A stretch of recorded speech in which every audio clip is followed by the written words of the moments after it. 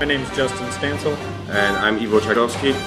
We are ELET students working on our junior practicum design project At UNCC Charlotte. The device we've made, this is a motion activated music synthesizer. We utilize 4 IR sensors to read hand positioning, and so if you put your hand here it will make a note here as well and here as well. There's 2 notes per sensor, so there's a note up here and a note down here. This potentiometer controls the tempo, so that's how fast the notes beat in between one another. This switch controls recording, and this LED indicates recording. Underneath here we have the breadboard that shows the connections for all the pieces. The IR sensors come in here on these connectors, here and here. This is the speaker. This is a LM380 audio amplifier. We have a 7812, that's a 12 volt regulator, and a 7805, a 5 volt regulator to power all of our sensors. All of our connections come down to here, and we've got headers soldered onto these wires. These all connect into the expansion slots on a National Instruments myRIO. And this is what we're using to control the device. So this is the LabVIEW program we use to operate the device.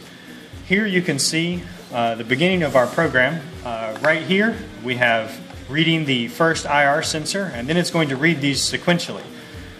So here we're coming down, this data comes down, this data comes down, this data comes down, and this data comes down.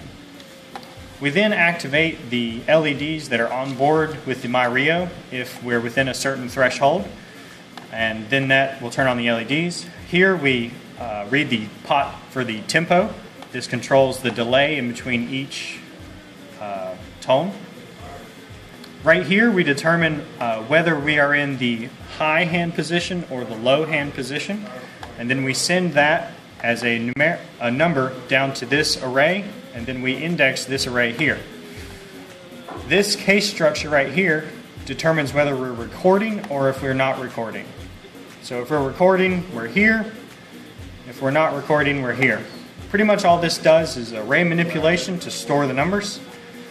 And then once the numbers are played through, we then come to this section, this case statement, which determines which frequency to play based off the number we got from the IR sensors. That is then driven to the speaker pulse width modulation output, and then it drives the tone. I'll actually show you how this music instrument works. Let's go. So now I'm here reading the notes. So this is what we meant by one note. Now this is the second note that you can read.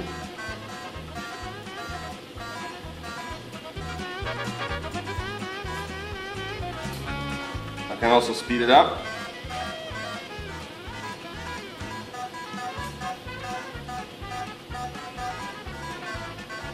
As well as I can record it.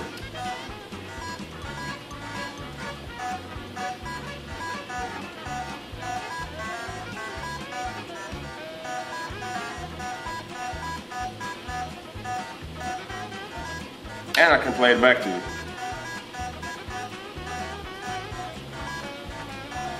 And I can also add tones on top of this playback.